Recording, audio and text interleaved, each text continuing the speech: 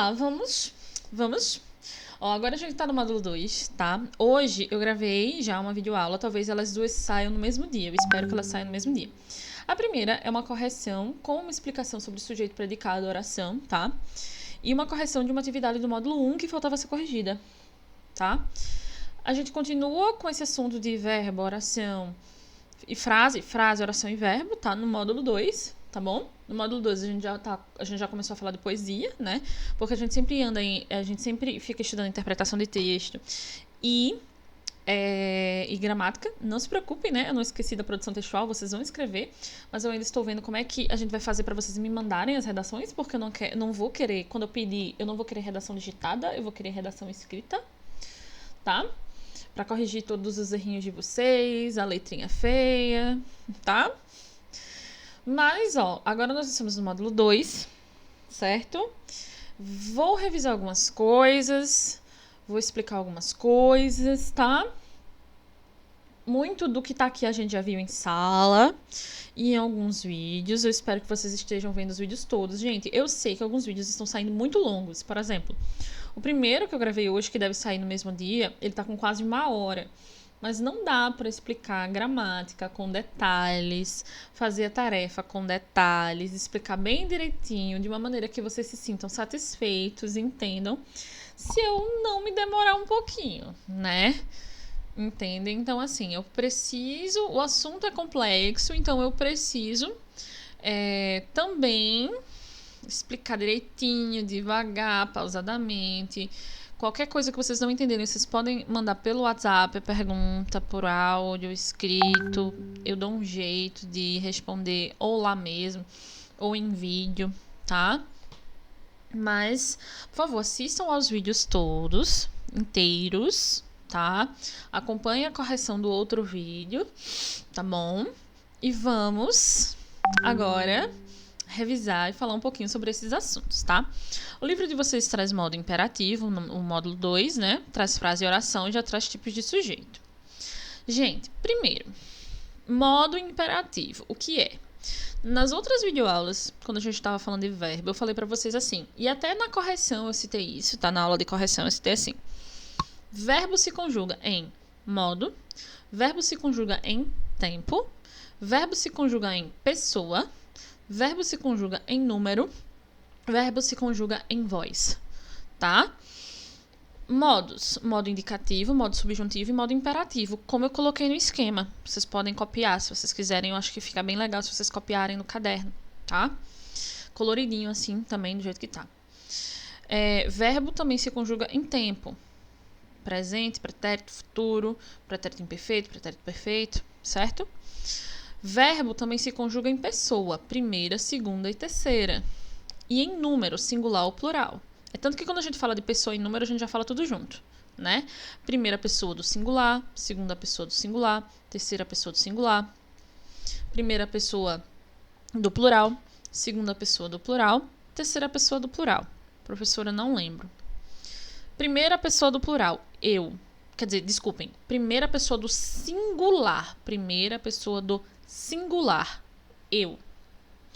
Segunda pessoa do singular, tu. Terceira pessoa do singular, ele ou ela. Primeira pessoa do plural. Primeira pessoa do plural, nós. Segunda pessoa do plural, vós. Que são todas as outras pessoas menos eu, tá? Terceira pessoa do plural, eles ou elas. Quando vocês vão conjugar um verbo, tá? Normalmente vocês conjugam assim. Os verbos, por que eu digo normalmente? Porque existem verbos que vocês não estudaram ainda, que são os verbos defectivos, que são aqueles que nem se conjugam nem em todos os tempos, nem em todas as pessoas, tá? Mas os verbos regulares e irregulares, que foram aqueles que a gente estudou, se conjugam em todas as pessoas verbais. Primeira, segunda e terceira, do singular e do plural. Ok? Mas, né, professora, e a voz que a senhora falou que se conjuga? É a voz passiva, a voz ativa e a voz reflexiva. Mas a gente não tá falando disso ainda. Agora a gente tá falando só de modos e tempos, tá? São 3 modos. O modo indicativo, o modo subjuntivo e o modo imperativo. O modo indicativo, que é esse primeiro, o que tem mais tempos, se vocês olharem, o modo indicativo é o modo das ações pontuais, aquelas ações que com certeza aconteceram. E se a frase tiver um não, elas não aconteceram, tá? Mas quando a gente conjuga um verbo no modo indicativo, ele não parece ter nenhum tipo de dúvida nele. Como assim, professora? Verbo fazer. Eu fiz, tu fizeste, ele fez. No pretérito perfeito, né? É o verbo amar. Eu amo, tu amas, ele ama, nós amamos, vós ameis, eles amam. Esse é o modo indicativo. É o das ações pontuais, tá? Aquelas que com certeza aconteceram. Se a frase tiver o advérbio não, aí elas não aconteceram. Mas elas não dão uma ideia de dúvida. As ações no modo indicativo não dão ideia de dúvida, tá? Os verbos, quando conjugados no modo indicativo. O modo indicativo, ele tem os tempos presente, pretérito, aí a gente tem 3 pretéritos, tá? Que eu coloquei assim organizado para dar para entender. Nós temos 3 pretéritos. O que é pretérito? É o passado. Nós temos o pretérito imperfeito, o pretérito perfeito e o pretérito mais que perfeito, tá? O pretérito imperfeito é para as ações que estão no passado, mas não necessariamente acabaram. Eu não sei se elas acabaram ou não. Pretérito imperfeito. O pretérito perfeito é para as ações que estão no passado, começaram no passado, terminaram, com certeza terminaram, e ficaram lá no passado, tá? E o pretérito mais que perfeito é para um passado muito mais antigo em relação aos outros 2 passados. Tá ok? Professora, vou precisar de exercícios para isso. Tudo bem, a gente vai fazer exercícios para isso, tá? O futuro tem 2 tipos. O futuro do presente e o futuro do pretérito. O futuro do presente é esse que a gente usa de maneira mais regular. Eu farei a tarefa, eu amarei aquele homem, eu irei à escola. O futuro do pretérito, ele é mais condicional, não, condicional não é a palavra, mas a gente usa o futuro do pretérito normalmente, tá? Quando a gente quer ser mais polido na nossa linguagem. Como assim, professora? O futuro do pretérito a gente usa quando a gente quer ser mais polido na nossa linguagem. Você chega em um restaurante e diz assim, olha, eu gostaria de um prato de sopa. Eu gostaria. Aí tem alguns atendentes que dizem assim, você não gostaria mais? Ou a gente diz assim, olha, eu queria, né? Você não quer mais? O que essa pessoa não entende é que quando você usa esse tempo, eu gostaria, né? Eu queria, né? Que é o futuro do pretérito. O que a gente está dizendo é que nós ainda queremos, né? Isso. Mas a gente está fazendo isso de uma maneira polida. Como assim? De uma maneira que não pareça grosseira, tá? Normalmente a gente usa o futuro do pretérito para isso, tá? Eu gostaria que você fizesse isso para mim, tá? O futuro do pretérito normalmente ele serve para isso. E isso é muito parecido com o inglês, inclusive. O inglês tem algumas formações verbais que são justamente para parecer mais polido, para não parecer tão grosseiro. O futuro do pretérito a gente usa para isso normalmente, tá? Bom, o modo subjuntivo tem 3 tempos só: presente, pretérito imperfeito e futuro do presente. O modo subjuntivo é o modo das ações condicionais, as ações incertas. Existe um grau de incerteza quando eu conjugo o meu verbo no modo subjuntivo. Se eu tivesse feito a tarefa, se, tá? Esse se marca o modo subjuntivo, certo? Quando eu fizer a tarefa, esse quando eu fizer também é subjuntivo. Veja que a ideia, quando eu fizer a tarefa, também é de incerteza, tá? Tudo bem? Tomara que ele tire nota 0. Tomara que ele tire nota 0. Esse que ele tire nota 0 também é subjuntivo. Por quê? Porque não tem certeza que ele vai tirar nota 0. Tomara que ele tire. Tá? O que eu quero que vocês entendam é, o modo indicativo é o modo das ações mais certas, tá? Aquelas que provavelmente aconteceram de fato. O modo indicativo, tá? O modo subjuntivo é o modo das incertezas. Então, vamos lá. Modo indicativo, esse primeiro aqui, maior, tá? Modo indicativo, modo das ações pontuais que provavelmente aconteceram. Modo subjuntivo é o modo da dúvida. O modo subjuntivo é o modo da incerteza, tá? O modo subjuntivo é o modo da possibilidade. Se eu fizesse a tarefa logo, eu iria brincar. Ó, se eu fizesse, eu só vou brincar se eu fizer a tarefa logo, tá? O modo subjuntivo é o modo da possibilidade, é o modo da incerteza, tá? É o modo da condição. Subjuntivo. O modo imperativo é o modo das ordens ou dos pedidos. A gente já falou sobre isso, vocês lembram? Quando a gente estava estudando receita e regras de jogos, lá no livro de produção textual, a gente estudou o modo imperativo. O modo imperativo é o modo das ordens ou pedidos. Isso caiu até na prova que a gente fez, tá? É sempre, faça a tarefa, né?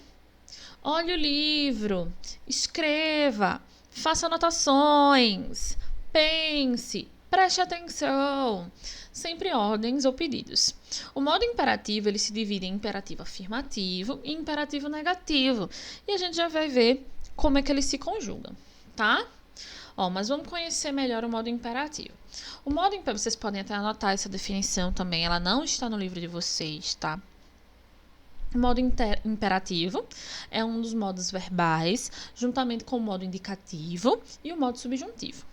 No modo imperativo, a pessoa falante leva o seu interlocutor a realizar uma ação, expressando o que quer que ele faça. Ou seja, o modo imperativo, ele expressa ordens ou pedidos. Vamos aos exemplos. Pare com essa brincadeira. Ou pare, é uma ordem. Modo imperativo. Afirmativo, tá? Afirmativo. Pare. Jogue o lixo fora, por favor. Imperativo afirmativo. Resolva esse problema rápido. Imperativo afirmativo. Sai da frente. Imperativo afirmativo. Para. Imperativo afirmativo. Tá? O imperativo negativo, qual é a mudança? A gente vai colocar o advérbio não e algumas formas verbais vão mudar. Tá? Mas são poucas, tá? Ó, não faça isso, né? Como conjugar o modo imperativo? Então, exemplo de conjugação do modo imperativo afirmativo e exemplo de conjugação do imperativo negativo. A principal diferença que vocês vão ver é que no negativo tem o advérbio não, né? E no negativo também, ó, o tu vai ficar com S no final, né? Não chames tu. Não é isso? E o vós também vai ficar com S no final. Não chamais vós. Mas fora isso, a diferença do negativo para o afirmativo normalmente é só a partícula não, tá? E aí vocês vão fazer as atividades, tá certo? Da página 22 a 30. Essa atividade é sobre o modo imperativo, tá? E aí, na próxima aula, a gente vai corrigir isso. Mas calma que não acabou ainda, tá bom? Na próxima aula, a gente vai corrigir isso, tá? Essa atividade da 22 a 30, tá certo? Que fala sobre a conjugação, tá certo? Do imperativo, tudo bem? E fala... É isso. E tem a interpretação aqui do texto poético, tudo bem? Ok. Olha só. Lá na página 29... vem falando sobre tipos de sujeito, que também faz parte da nossa aula, tá bom? Lá na página 29, vem falando sobre os tipos de sujeito. A gente vai começar pelo sujeito simples e pelo sujeito composto, certo? Então, na aula anterior, em que eu estava corrigindo a tarefa do módulo 1, eu já falei um pouco sobre isso. Agora eu vou falar mais, certo? Sujeito simples. Gente, o sujeito simples, ele acontece quando só existe um núcleo, tá? Agora, não confundam um núcleo com núcleo no plural. É diferente. É diferente e a gente vai ver isso. Quando o verbo se refere a um sujeito simples, há duas possibilidades de concordância verbal. O verbo fica no singular quando se refere a um substantivo coletivo ou a um substantivo que está no singular mesmo, tá? Ó, o cardume movimenta-se pela costa. Por que ficou no singular? Porque cardume, que é coletivo, mas mesmo que não fosse, tá? Cardume está no singular. Então, gente, se o sujeito está no singular, o verbo vai para o singular também, tá? Aqui tem um exemplo no livro, né, do sujeito coletivo, tá? Mas não é só sujeito coletivo. Se o sujeito simples estiver no singular, o verbo é no singular, tá? Ah, professora, sujeito simples, o núcleo só, como assim? Calma. Ó, o cardume movimenta-se pela costa. Quem movimenta-se pela costa? O cardume, não é isso? Né? O sujeito é o cardume. Qual é a palavra mais importante desse sujeito? Cardume, não é isso? Só tem uma palavra importante esse sujeito. Essa palavra importante do sujeito, com a qual, sem ela, o sujeito não existiria, não faria sentido, tá? É o núcleo. Só tem um núcleo. Então, se só tem um núcleo, o sujeito é simples. Tá? Se só tem um núcleo, o sujeito é simples. Agora, se fosse assim, o cardume e o enxame movimentam-se pela floresta. Eu sei que não faz muito sentido, mas tudo bem. O cardume e o enxame movimentam-se pela floresta. Quem movimenta-se pela floresta? O cardume e o enxame. Veja que são duas palavras importantes para esse sujeito. Logo, nessa nova oração que eu acabei de falar, tá? O sujeito é composto, porque tem mais de um núcleo, certo? Ok. Eu coloquei aqui um exemplo assim, ó. Maria andou pelo parque. Quem andou pelo parque? Maria. Maria é o sujeito. Simples, tá? Agora, se fosse assim, Maria e João, que eu acho que foi o próximo exemplo que eu botei. Maria e João andaram pelo parque. Maria e João. Quem andou pelo parque? Maria e João. Quais são as palavras importantes desse sujeito? Maria, João. Dois núcleos, sujeito composto, tá? Ó, então, quando tiver só um núcleo, tá certo? O sujeito é simples. Quando tiver mais de um núcleo, o sujeito é composto, tá? Agora, a gente precisa sempre olhar se o sujeito simples está no singular ou se ele está no plural. Porque se o sujeito simples está no singular, o verbo vai ficar no singular. Se o sujeito simples está no plural, o verbo vai ficar no plural. Nesse exemplo, o cardume movimenta-se pela costa. Quem movimenta-se pela costa? O cardume. O cardume é o sujeito. Esse sujeito está no singular, então o verbo vai ficar no singular, ok? Já no de baixo é diferente. Os Estados Unidos formam parte da América do Norte. Os Estados Unidos formam parte da América do Norte. Estados Unidos, tá? É um sujeito composto, tá bom? É um sujeito composto, não, desculpem. É um substantivo composto, tá? É o nome de um país que é formado por duas palavras. Mas o sujeito aqui é simples, tá? Por que o sujeito é simples, professora, se tem duas palavras? Porque, embora tenha duas palavras no nome do país, é um país só, tá? Os Estados Unidos formam parte da América do Norte. Esse sujeito simples, tá? É um país só, que o nome tem duas palavras, mas é um país só, tá? O substantivo Estados Unidos é composto. Agora, o sujeito é simples, tá? O sujeito simples Estados Unidos está no plural. Inclusive, o artigo de antes mostra que está no plural. Os Estados Unidos. Então, se esse sujeito simples está no plural, o verbo vai estar no plural também, tá? Tudo bem? Ah, professora, não entendi direito. Vou dar outro exemplo, para vocês entenderem. Se eu digo assim, os meninos andaram pelo parque. Os meninos andaram pelo parque, tá? Os meninos andaram pelo parque. Quem andou pelo parque? Os meninos. Os meninos é o sujeito. Simples ou composto? Simples. Ah, professora, mas foi mais de um menino. Mas não é assim que a gente pensa, tá? Não é assim que a gente pensa. Os meninos é um sujeito simples, porque só tem um núcleo.